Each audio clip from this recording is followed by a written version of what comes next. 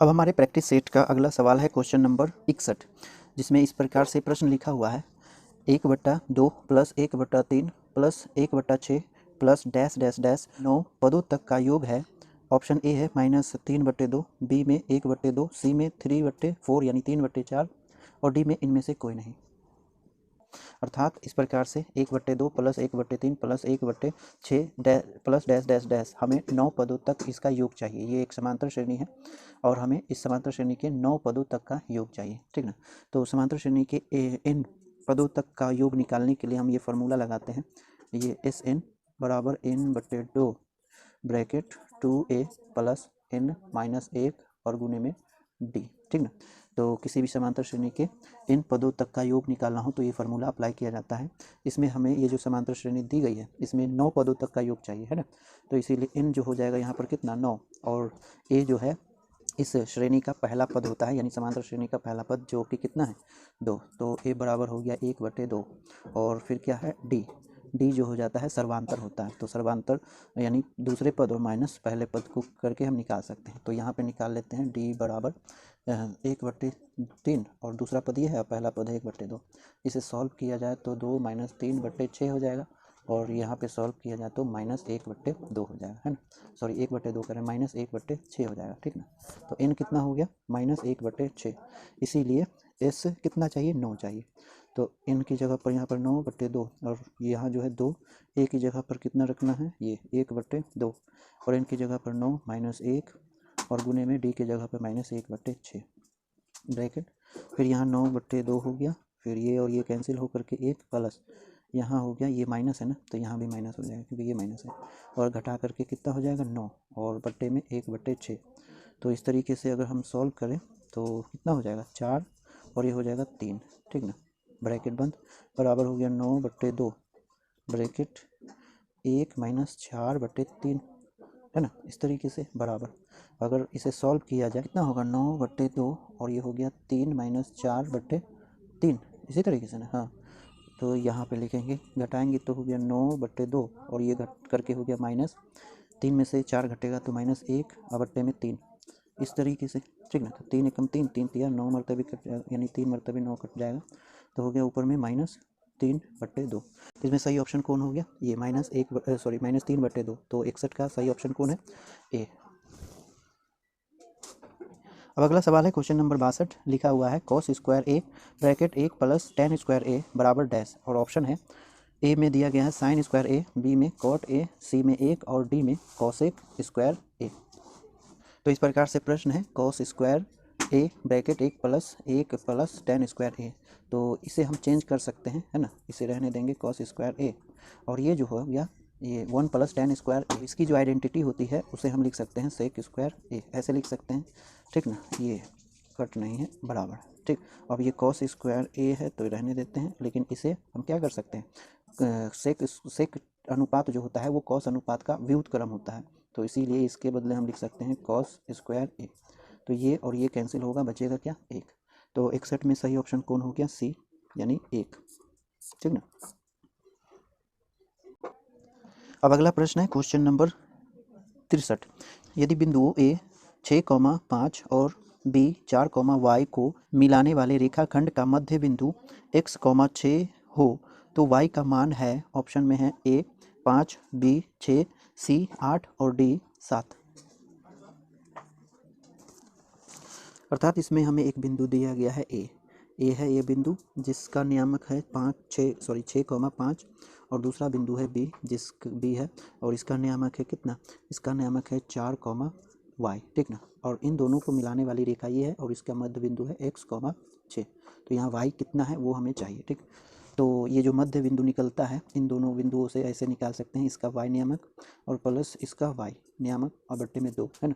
दोनों बिंदुओं के y नियामक का औसत बराबर में यह मध्य बिंदु यानी 6 हो जाएगा, ठीक ना। तो इस तरीके से इसे क्रॉस मल्टीप्लाई कर दिया जाए तो हो गया 5 + y बराबर में 6 दूना 12 हो जाएगा, है ना।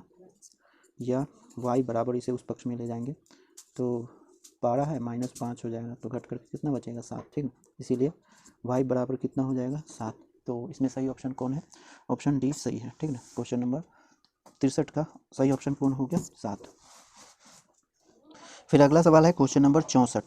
यदि किसी त्रिभुज के शीर्ष बिंदुओं के निर्देशांक 4,6, 0,4 और 5,5 है तो इसके केंद्रक के निर्देशांक होंगे।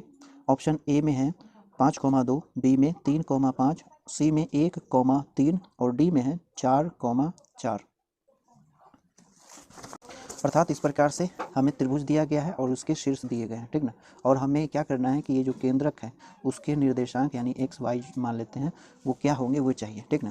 तो लिख सकते हैं केंद्रक के निर्देशांक, ठीक ना। केंद्रक के निर्देशांक एक्स वाई मान लेते हैं, तो ये हो जाएगा कितना, x1 plus x2 plus x3, x3/3, ठीक, comma y1 plus y2 plus y3 और बट्टे में 3। इस तरीके से केंद्रक के निर्देशांक निकाले जाते हैं, ठीक, बराबर x की जगह पर यहाँ पर 4 है और x1 की जगह पर, और x2 की जगह पर 0 और x3 की जगह पर हो गया 5, तो बट्टे में 3, कॉमा y1 हो गया 6 प्लस y2 हो गया 4 और प्लस y3 हो जाएगा यहाँ पर 5 और बट्टे में 3। इस तरीके से ये हो गया 9/3, कॉमा ये 10 हो जाएगा ना, हाँ 10 और 5 15, 15/3 हो जाएगा, ठीक। इसे सॉल्व करेंगे तो इधर आएगा 3 तिया 9 होता है, तो 3 और 5 तिया 15, ठीक। इसीलिए एक्स वाई यानी केंद्रक के निर्देशांक हो जाएंगे कितना, 3,5। तो इसमें सही ऑप्शन कौन है, 3,5 ही, बी ऑप्शन सही है। अब अगला सवाल है क्वेश्चन नंबर 65। किसी घन का किनारा दुगुना हो जाने पर नए घन के कुल पृष्ठ क्षेत्रफल तथा पहले वाले घन के कुल पृष्ठ क्षेत्रफल का अनुपात है। ऑप्शन ए दिया गया, ए में 2:1, बी में 4:2, सी में 6:1 और डी में है 8:1। अर्थात इसमें बोला जा रहा है कि एक घन का किनारा अगर डबल हो जाए तो नए घन का क्षेत्रफल और पहले वाले घन के क्षेत्रफल का अनुपात क्या होगा। तो इस तरीके से एक घन की बात की जा रही है, तो घन मान लेंगे, ये घन है, ठीक ना। अब इसके एक किनारे हम क्या मान लें, एल मान लेते हैं, ठीक। तो ये पहला वाला जो घन है वो है। अब इसका क्षेत्रफल अगर हम लिखें तो इस तरीके से लिख सकते हैं 6L², ठीक, कुल पृष्ठ का क्षेत्रफल। अब क्या करना है कि इस घन के एक किनारे को डबल कर दें, डबल यानी दुगुना कर दें, तो इस तरीके से डबल हो जाएगा, ठीक ना, डबल, ठीक ना। तो किनारा डबल हो गया यानी 2L हो जाएगा, ठीक। इसीलिए इसका जो क्षेत्रफल होगा कितना हो जाएगा, इसे मान लेते हैं A2 और 6L² होता है, तो 6 और L कितना हो जाएगा, यहाँ पे 2L हो गया, किनारा 2L, तो 2L का स्क्वायर हो जाएगा इस प्रकार से, ठीक। तो पहले वाले घन का क्षेत्रफल ये हो गया और नए घन का क्षेत्रफल ये हो गया। तो हमें नए घन का क्षेत्रफल और पहले पुराने वाले घन के क्षेत्रफल का अनुपात चाहिए, ठीक। यानी हमें A2 अनुपात A1 चाहिए। तो इसके लिए A2 ये हो गया, तो ये हो गया 6 गुने 2L² और बट्टे में 6L²। इस तरीके से तो 6 से 6 कैंसिल हो जाएगा, है ना। अनुपात निकालना है तो अनुपात में ही आना है, तो ये हो गया 2 दूना 4L² और बट्टे में L², ठीक। तो कितना हो गया 4, यानी L से L कैंसिल हो गया, तो बट्टे में 1, यानी अनुपात हो जाएगा 4:1। तो सही ऑप्शन कौन हो गया, ऑप्शन बी 4:1, ठीक ना। तो घन के किनारे को अगर डबल किया जाए तो नए घन का क्षेत्रफल और पुराने घर के क्षेत्रफल का अनुपात हो जाएगा 4:1। इसी प्रकार से क्वेश्चन नंबर 66 में बोला जा रहा है, यदि किसी त्रिभुज के शीर्षों के निर्देशांक a,0, 0,0 एवं 0,b हो तो त्रिभुज का क्षेत्रफल होगा, ए में है AB, बी में 1/2 AB, सी में है 1/2 B² और डी में 1/2 A² B²। अर्थात इस प्रकार से एक त्रिभुज दिया गया है और उसके शीर्षों के निर्देशांक दिए गए हैं, है ना। अब हमें क्या करना है कि इसका क्षेत्रफल चाहिए, तो ये नियामक ज्यामिति से संबंधित प्रश्न है। तो इस त्रिभुज का क्षेत्रफल हम इस प्रकार से A मान लेंगे, है ना। और ये हो गया जब नियामक दिया गया है तो इस तरीके से हम लिख सकते हैं 1/2 x1 फिर y2, इस प्रकार से फार्मूला होता है y2 माइनस y3 ब्रैकेट बंद plus x2 bracket y3 minus y1 bracket 1 plus x3 bracket कितना y3 माइनस y3 नहीं y1 माइनस y2 होगा, इस तरीके से, ठीक ना। तो इस तरीके से हम इस फार्मूला का अप्लाई करके निर्देशांकों के आधार पर त्रिभुज का क्षेत्रफल निकाल सकते हैं, ठीक। तो यहाँ पर ये जो हो जाएगा, इस नियामक में x1 ये हो गया और y1 ये हो जाएगा, इसमें x2 इसे मान लेंगे और y2 इसे मान लेंगे और x3 ये हो जाएगा और y3 ये हो जाएगा, ठीक ना। तो यहाँ पे लिखेंगे बराबर 1/2 ब्रैकेट x1 कितना है a है, तो लिखेंगे a ब्रैकेट बंद, है ना। ये मिडल ब्रैकेट हो जाएगा, ठीक ना। y2 कितना है 0, तो 0 माइनस y3 कितना है b, तो लिखेंगे b, फिर प्लस x2 कितना हो गया 0 हो गया, 0 ब्रैकेट, फिर y3 कितना है b माइनस y1 कितना हो गया ये 0 हो गया, फिर प्लस x3 कितना हो जाएगा ये 0 हो जाएगा, ठीक ब्रैकेट, y1 कितना है यहाँ पर y1 0 है तो 0, और माइनस y2 कितना है ये भी 0 है 0, इस तरीके से मिडल ब्रैकेट, फिर 1/2 ब्रैकेट, यहाँ कितना हो जाएगा ये ए बी, क्योंकि ये गुना होकर के माइनस ए बी हो जाएगा, है ना, माइनस ए बी, फिर ये पूरा का पूरा मामला 0 हो जाएगा, फिर प्लस ये कितना हो जाएगा 0, तो ये 0 हो गया, ठीक। इस प्रकार से ब्रैकेट बंद बराबर, अब ये हो गया माइनस कितना ए बी बट्टे 2। अब ये जो त्रिभुज का क्षेत्रफल आ रहा है माइनस में आ रहा है, ठीक ना, इसीलिए जब भी माइनस में आएगा तो हम मॉड ले लेंगे, इस प्रकार से मॉड लेंगे, ठीक है। तो इसका क्षेत्रफल हो जाएगा कितना, ये माइनस मॉड लेने के बाद माइनस कैंसिल हो जाता है, ठीक ना, तो ए बी बट्टे 2 यानी 1/2 ए बी हो जाएगा, ठीक। तो त्रिभुज का क्षेत्रफल माइनस आए तो मॉड ले लिया जाता है, ठीक ना। तो कितना आएगा 1/2 ए बी, तो इसमें सही ऑप्शन कौन हो गया बी, यानी 1/2 ए बी। फिर अगला सवाल है क्वेश्चन नंबर 67, यदि त्रिभुज ए बी सी तथा त्रिभुज डी ई एफ समरूप है तथा ए बी बराबर 1.2 सेंटीमीटर, डी ई बराबर 1.4 सेंटीमीटर, तो त्रिभुज ए बी सी और त्रिभुज डी ई एफ के क्षेत्रफलों का अनुपात, ऑप्शन दिया गया है, ए में है 16:25, बी में है 49:81, सी में है 36:49 और डी में है 9:16। तो यहाँ पर इस प्रकार से दो त्रिभुज दिया गया है ए बी सी और डी ई एफ, ठीक ना। इसमें ए बी दिया गया है 1.2 सेंटीमीटर और डी ई दिया गया है 1.4 सेंटीमीटर, और दोनों त्रिभुज जो हैं समरूप हैं, है ना, एक जैसे रूप है के हैं, समरूप हैं, ठीक ना। तो इसके क्षेत्रफलों का अनुपात चाहिए, तो इसके क्षेत्रफल को A1 और इसके क्षेत्रफल को A2 मान लेंगे, ठीक ना। तो दो समरूप त्रिभुजों के क्षेत्रफलों का जो अनुपात होता है उनके संगत भुजाओं के वर्गों के अनुपात के बराबर होता है, ठीक ना। तो इसके क्षेत्रफल कितने हो जाएंगे A1 और अनुपात इसका क्षेत्रफल जो हो जाएगा A2, ठीक ना। तो इसके क्षेत्रफलों का अनुपात इनके संगत भुजाओं के वर्गों के अनुपात के बराबर होगा, ठीक ना। तो इसकी जो एक भुजा हम ये ले लेंगे क्योंकि ये दिया गया है, ठीक ना, ए बी का स्क्वायर और अनुपात हो जाएगा डी ई का स्क्वायर, इस तरीके से, ठीक ना। तो यहाँ पर ए बी दिया गया है 12, या 12 नहीं है 1.2 सेंटीमीटर, है ना। तो सेंटीमीटर का स्क्वायर, अभी सेंटीमीटर को इग्नोर कर दीजिए क्योंकि कट ही जाना है, फिर अनुपात हो जाएगा 1.4 सेंटीमीटर का स्क्वायर, इस तरीके से, ठीक। तो यहाँ पर हम क्या कर सकते हैं, ये बट्टे में लिख सकते हैं, ठीक ना, ऐसे 1.2 बाई दोनों का ये बट्टे में हम लिख दें, इस प्रकार से लिख सकते हैं, इतना का स्क्वायर और बट्टे में 1.4 का स्क्वायर। तो यहाँ पर स्क्वायर कॉमन कर सकते हैं, तो 1.2 बट्टे 1.4 का होल स्क्वायर, और ये ऊपर भी और नीचे भी दशमलव के बाद से समान अंक है ना, इसीलिए दशमलव कैंसिल हो जाएगा। तो कितना हो जाएगा, ये इसके उभयनिष्ठ भी गुणनखंड भी कैंसिल हो जाएंगे, तो 12 है और बट्टे 14 होल स्क्वायर, तो 2 6 दूना 12 हो जाएगा और 7 दूना 14, तो 2 इसके उभयनिष्ठ गुणनखंड हटा दिया जाए तो 6 छक 36 और बट्टे में 49, ठीक ना। तो ये हो गया 36:49, ठीक ना। इसीलिए A1 अनुपात A2 कितना हो जाएगा 36:49, ठीक।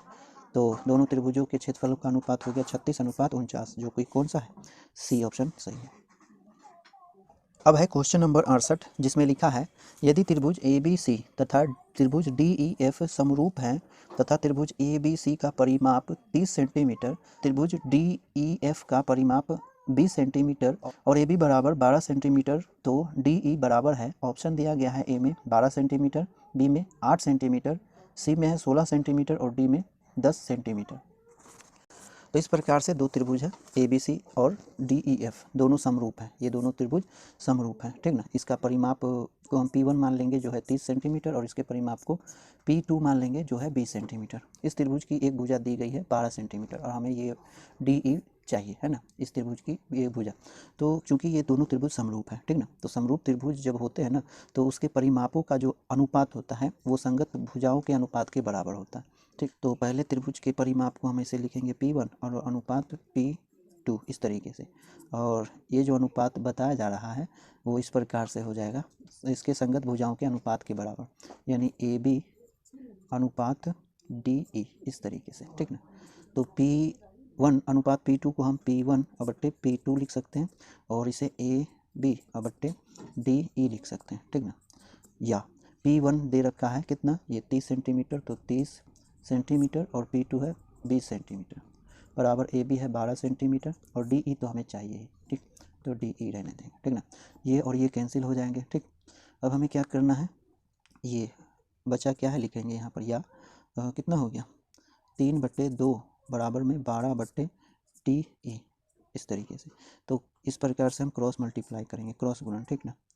तो कितना हो जाएगा 3 गुने DE बराबर में 12 सेंटीमीटर में आएगा, ध्यान रहे सेंटीमीटर में, ये सेंटीमीटर से कट गया, ये रह जाएगा, ठीक ना। तो हो जाएगा 2 सेंटीमीटर, ठीक।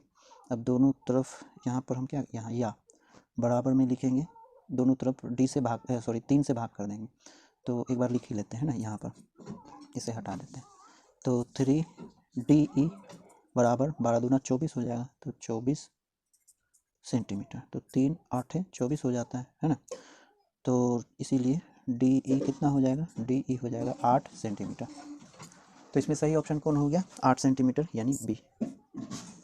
फिर क्वेश्चन नंबर 69 में लिखा है, किसी बाह्य बिंदु P से किसी वृत्त पर PQ और PR दो स्पर्श रेखाएं हैं। यदि PQ बराबर 6 सेंटीमीटर हो तो PQ बराबर है, ऑप्शन है A में 12 सेंटीमीटर, B में 3 सेंटीमीटर, C में 6 सेंटीमीटर और D में 5 सेंटीमीटर।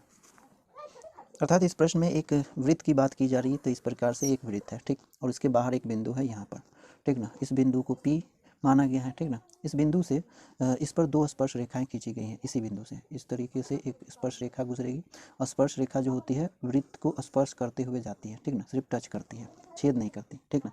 इसी तरीके से एक और स्पर्श रेखा है, तो इस बिंदु को हम क्या मान लेते हैं, Q, और इसे R मान लेंगे, ठीक। तो ये दो स्पर्श रेखाएं, इसमें ये दी गई है 6 सेंटीमीटर और हमें यहाँ पर PR कितना है वो बताना है, ठीक ना।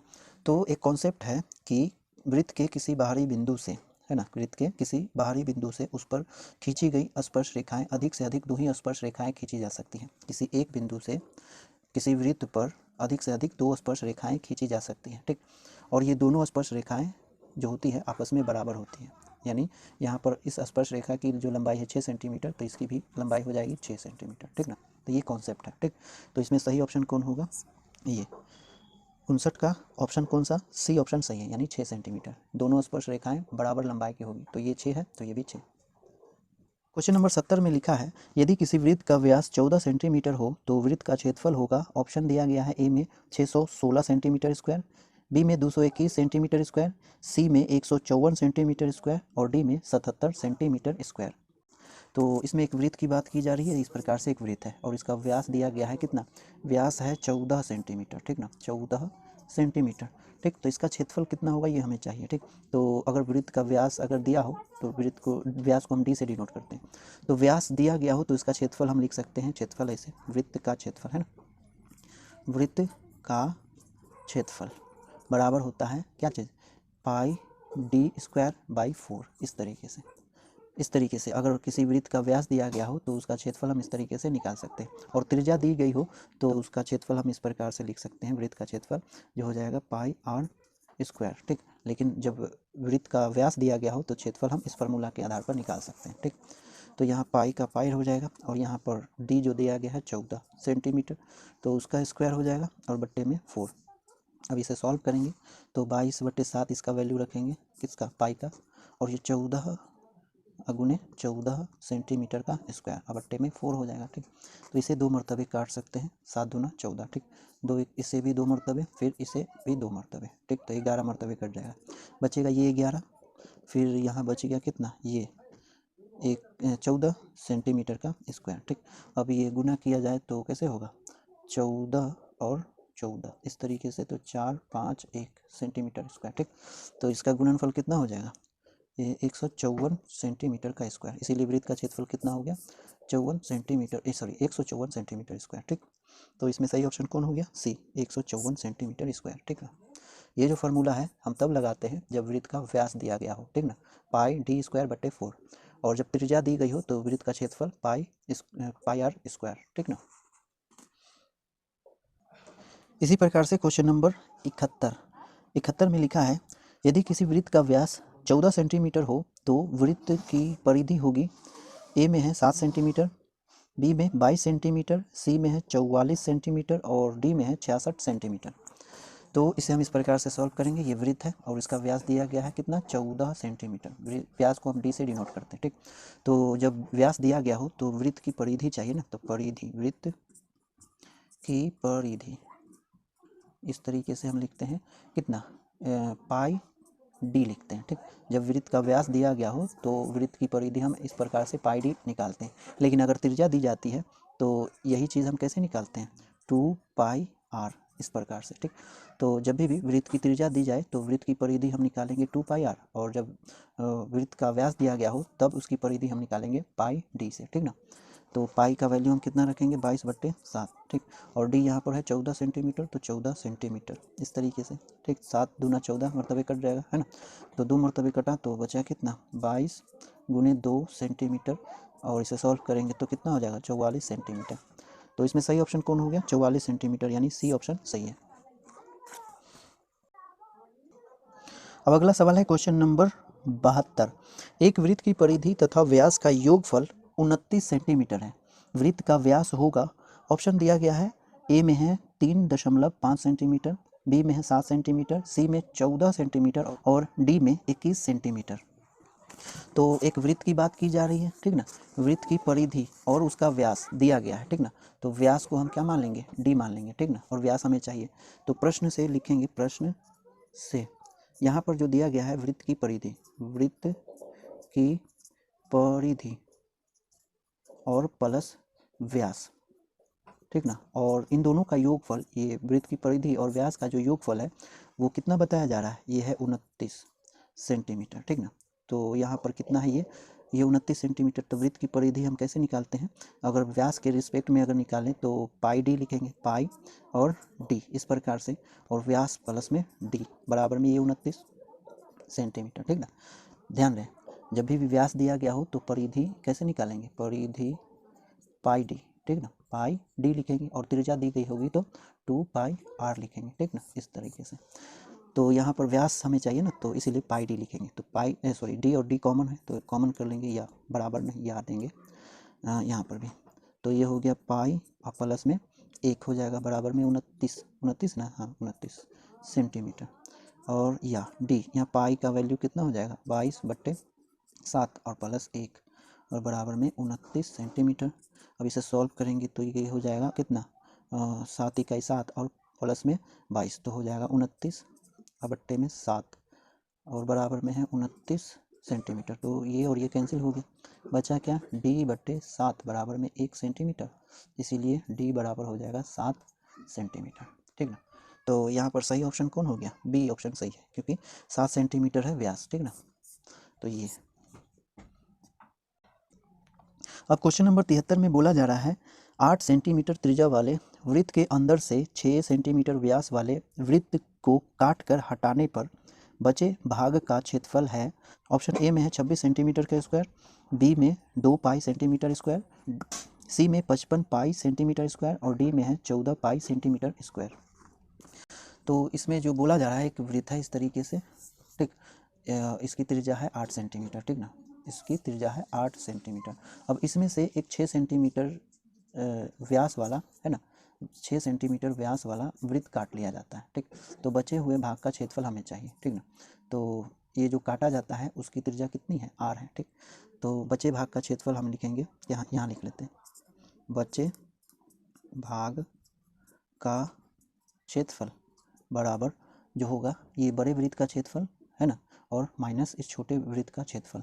तो यहाँ पे बड़े वृत्त की त्रिज्या कितनी है, ये है, कितनी है, 8 सेंटीमीटर। तो पाई गुने 8 सेंटीमीटर का स्क्वायर, क्योंकि पाई आर स्क्वायर होता है, ठीक, माइनस, और छोटे वृत्त की जो त्रिज्या है वो 3 सेंटीमीटर हो जाएगी, क्योंकि यहाँ व्यास दिया गया है कितना, 6 सेंटीमीटर, ठीक ना। तो इसकी त्रिज्या हो जाएगी 3 सेंटीमीटर, तो पाई 3 सेंटीमीटर का स्क्वायर, ठीक ना। यहाँ पर पाई कॉमन हो जाएगा और यहाँ 8 का स्क्वायर हो जाएगा 64 सेंटीमीटर स्क्वायर, और 3 का जो स्क्वायर होगा वो 9 सेंटीमीटर स्क्वायर हो जाएगा, ठीक ना। अब यहाँ घटाएंगे तो पाई रहेगा, और इसमें से कितना होगा, ये देखिए 64 centimetre square minus 9 centimetre square, यानी 55 हो जाएगा ना, गुने में 55 सेंटीमीटर स्क्वायर, ठीक ना। तो आंसर कितना आएगा, 55 पाई सेंटीमीटर स्क्वायर, ठीक ना। तो इसमें सही ऑप्शन कौन हो गया, सी ऑप्शन सही है। क्वेश्चन नंबर 74 में बोला जा रहा है यदि एक समबाहु त्रिभुज का क्षेत्रफल 4√3 सेंटीमीटर स्क्वायर है तो इसकी प्रत्येक भुजा होगी, ऑप्शन ए में है 9 सेंटीमीटर, बी में है 4√3 सेंटीमीटर, सी में है 4 सेंटीमीटर और डी में है 2√3 सेंटीमीटर। तो यहाँ पर एक समबाहु त्रिभुज की बात की जा रही है। समबाहु त्रिभुज एक ऐसा त्रिभुज होता है जिसकी सभी भुजाएं आपस में बराबर होती है। इसका क्षेत्रफल मान लेते हैं ए है और दिया गया है यहाँ पर 4√3 सेंटीमीटर का स्क्वायर, ठीक ना। तो इसकी प्रत्येक भुजा कितनी होगी ये बतानी है। तो मान लेंगे इसकी प्रत्येक भुजा हो जाएगी क्या, x, ठीक ना। तो यहाँ पर समबाहु त्रिभुज का क्षेत्रफल हम ऐसे निकालते हैं, लिखेंगे समबाहु त्रिभुज का क्षेत्रफल जो होता है वो होता है कैसे, ये होता है √3/4 और भुजा स्क्वायर, ठीक ना। भुजा x मान लिए तो x का स्क्वायर, ठीक। लेकिन यहाँ पर क्षेत्रफल दिया गया है ना, ये दिया गया है, इसीलिए √3/4 x स्क्वायर बराबर में हो जाएगा कितना, 4√3 सेंटीमीटर का स्क्वायर हो जाएगा, ठीक ना। तो यहाँ पर ये इधर भी √3 है और इधर भी, तो ये दोनों कैंसिल हो जाएंगे, तो बचेगा क्या, x स्क्वायर, और इसे गुना कर देंगे तो 4 तो पहले से है और ये भी 4 आ जाएगा सेंटीमीटर का स्क्वायर, और ये हो जाएगा 16 सेंटीमीटर का स्क्वायर। अब हम दोनों तरफ रूट निकालेंगे तो 16 सेंटीमीटर का स्क्वायर उसका रूट, तो यहाँ पर x आ जाएगा और इसका 4 सेंटीमीटर, ठीक ना। तो इस त्रिभुज की प्रत्येक भुजा कितनी हो जाएगी, 4 सेंटीमीटर, ठीक ना। तो इसमें सही ऑप्शन कौन है, सी, ठीक ना। फिर इसी प्रकार से क्वेश्चन नंबर 75 है यदि साइन 3a बराबर cos of a minus 10 degree तथा 3a न्यून कोण है तो एंगल a बराबर डैश। ऑप्शन दिया गया है, a में है 20 डिग्री, b में है 25 डिग्री, c में है 30 डिग्री और d में है 35 डिग्री। तो यहाँ पर हमें दिया गया है क्या चीज़, साइन 3a बराबर में है cos of a minus 10 degree, ठीक ना। और यहाँ पर ये जो है ये न्यून कोण है, ठीक ना। तो चूंकि ये न्यून कोण है तो इसे हम क्या करेंगे, इसके पूरा कोण के रिस्पेक्ट में चेंज कर देंगे। तो कैसे होगा ये, इसके हम लिख सकते हैं कॉस 90 डिग्री माइनस 3a, ऐसे चेंज कर सकते हैं, बराबर में हो जाएगा कॉस a माइनस 10 डिग्री, ठीक ना। तो इधर कॉस और इधर कॉस अनुपात सेम है, इसीलिए ये 90 डिग्री और माइनस 3a और बराबर में a माइनस 10 डिग्री हो जाएगा, ठीक ना। तो एंगल को एक तरफ और संकेत को एक तरफ करेंगे, ठीक ना। तो ये -3 को रहने देंगे, इधर भी ये आ जाएगा तो माइनस हो जाएगा और उधर जाएगा तो ये 10 माइनस है और ये 90 भी माइनस हो जाएगा, ठीक ना। तो ये हो जाएगा 4a बराबर में कितना, 100 डिग्री, ठीक। माइनस से माइनस कैंसिल, यहाँ 4 से दोनों पक्ष में भाग कर देंगे तो a बराबर हो जाएगा कितना, 25 चौके 100 होता है तो हो जाएगा 25 डिग्री, ठीक है। तो a कितना आ गया, 25 डिग्री, इसीलिए एंगल a बराबर हो जाएगा 25 डिग्री। तो इसमें सही ऑप्शन कौन है, बी ऑप्शन सही है। फिर क्वेश्चन नंबर 76 में बोला जा रहा है त्रिभुज ABC में AC स्क्वायर बराबर AB square plus BC square तो एंगल B बराबर डैश। विकल्प है, ए में 90 डिग्री, बी में 60 डिग्री, सी में है 45 डिग्री और डी में इनमें कोई नहीं। तो यहाँ पर एक त्रिभुज की बात की जा रही है, इस तरीके से एक त्रिभुज है, ठीक ना। और इसमें बोला जा रहा है AC का स्क्वायर है ना, दिया गया है AC का स्क्वायर जो है AB का स्क्वायर और प्लस BC का स्क्वायर है, ठीक। तो ये जो AC है ये तो हम देख रहे हैं कि ये कर्ण का स्क्वायर प्लस लंब का स्क्वायर और प्लस आधार का स्क्वायर, तो ये कर्ण हो जाएगा है ना। तो इसमें ये कर्ण है, ठीक, यानी ये कर्ण है, AC कर्ण है, तो A इधर और C इधर हो जाएगा, इसीलिए ये B हो जाएगा। और कर्ण के सामने की भुजा एंगल जो होता है 90 डिग्री होता है ना, इसीलिए B, इसीलिए एंगल B बराबर जो हो जाएगा कितना हो जाएगा, 90 डिग्री, ठीक। तो इसमें सही विकल्प कौन है, ये A सही है। फिर अगला सवाल है 77, बिंदु Q से एक वृत्त पर स्पर्श रेखा की लंबाई 24 सेंटीमीटर तथा Q की केंद्र से दूरी 25 सेंटीमीटर है। वृत्त की त्रिज्या है, विकल्प दिया गया है, ए में 7 सेंटीमीटर, बी में है 12 सेंटीमीटर, सी में है 15 सेंटीमीटर और डी में है 24 सेंटीमीटर। तो इस प्रश्न में एक वृत्त की बात की जा रही है, इस प्रकार से एक वृत्त है, ठीक। उसके बाहरी बिंदु यहाँ पर है कोई, यहाँ पर एक बिंदु है Q और इस बिंदु से इस वृत्त पर स्पर्श रेखा खींची जाती है और इसकी लंबाई यहाँ पर इस स्पर्श बिंदु को P मान लेते हैं, ठीक ना। तो स्पर्श रेखा की लंबाई 24 सेंटीमीटर बताई जा रही है, ठीक ना। फिर इस वृत्त के केंद्र से इस बिंदु की जो दूरी है वो है 25 सेंटीमीटर, ठीक ना। 25 सेंटीमीटर। तो ये जो त्रिज्या होगी इस वृत्त की वो हमें चाहिए, ठीक। तो इस प्रकार से इस दोनों को मिला दें तो ये त्रिज्या हो जाएगी, जिसे हम क्या मान सकते हैं, आर मान सकते हैं। इस केंद्र को ओ मान लेते हैं, ठीक ना। तो यहाँ पर एक त्रिभुज दिख रहा है, ठीक ना, पी ओ क्यू। अब इसे सॉल्व करना है और आई फाइंड करना है। तो यहाँ पर एक कॉन्सेप्ट है वृत्त से संबंधित कि वृत्त की जो त्रिज्या है वो स्पर्श रेखा पर लंब होती है, ठीक ना, स्पर्श रेखा पर लंब होती है। वृत्त की त्रिज्या स्पर्श रेखा पर लंब होती है। तो स्पर्श रेखा ये है और त्रिज्या ये है, इसीलिए ये इस पर लंब होगी, यानी इन दोनों के बीच 90 डिग्री का कोण बनेगा। तो ये जो त्रिभुज दिख रहा है पी ओ क्यू, ये एक समकोण त्रिभुज हो जाएगा, ठीक ना। और ये समकोण है इसलिए ये कर्ण, ये लंब और ये आधार। तो उस कॉन्सेप्ट को हमें आर फाइंड कर लेना है, ठीक ना। तो ओ पी, इसीलिए ओ पी का स्क्वायर बराबर हो जाएगा, या ओ पी बराबर हो जाएगा क्या चीज़, कर्ण का स्क्वायर यानी ओ क्यू का स्क्वायर माइनस लंब का स्क्वायर यानी पी क्यू का स्क्वायर और टोटल का रूट। ये कितना है 25, ठीक, सेंटीमीटर अभी इग्नोर करते हैं। तो सेंटीमीटर 25 का स्क्वायर माइनस 24 का स्क्वायर और टोटल का रूट। 25 का वर्ग करें तो 600 कितना हो जाएगा, 25 हो जाएगा। और इसका वर्ग करेंगे तो 24 और गुणित 24, तो कितना हो गया, 4 चौके 16 बच गया 1, 4 दूना 8 और 1 9, और ये हो जाएगा 48। तो ये हो गया कितना, इसको सॉल्व करेंगे तो यहाँ 6 और ये 7 और ये 5 है ना, 500 कितना हो जाएगा, 576, ठीक, और टोटल का रूट। अब इसे सॉल्व करेंगे तो कितना होगा 9, और इसे हल करेंगे तो 11 में से 4 गया तो 4, सॉरी 7 गया तो 4, इसीलिए ये हो गया। अब इसका वर्गमूल निकल जाएगा कितना, 7, इसीलिए ओ पी बराबर कितना हो जाएगा, 7। इसीलिए त्रिज्या जो हो जाएगी, ओ पी त्रिज्या है ना, ये ओ पी त्रिज्या हो जाएगी, आर हो जाएगी कितना, 7 सेंटीमीटर, ठीक। तो इसमें सही ऑप्शन कौन है, ए ऑप्शन सही है, 7 सेंटीमीटर। अब क्वेश्चन नंबर 78 में बोला जा रहा है एक सिक्के को उछाला जाता है, चित्त आने की प्रायिकता है। ऑप्शन दिया गया है ए 0, बी 1/2, सी 3/4 या डी 1। तो यहाँ पर एक सिक्के की उछालने की बात की जा रही है। तो एक सिक्के के दो पक्ष होते हैं, एक पक्ष में होता है टेल और दूसरे पक्ष में होता है क्या चीज़, हेड होता है, ठीक। तो जब एक सिक्का जब उछालेंगे तो या तो टेल आएगा या फिर हेड आएगा, ठीक। तो अनुकूल परिणाम कितने हो जाएंगे, यानी टोटल परिणाम, कुल परिणाम है ना, कुल परिणाम कितने हो जाएंगे, 2 हो जाएंगे, क्योंकि या तो टेल आएगा या हेड आएगा, ठीक। तो हमें यहाँ पर चित्त आने की प्रायिकता चाहिए, यानी टेल आने की प्रायिकता, इसीलिए अनुकूल परिणाम कितना हो जाएगा, अनुकूल परिणाम, ठीक ना।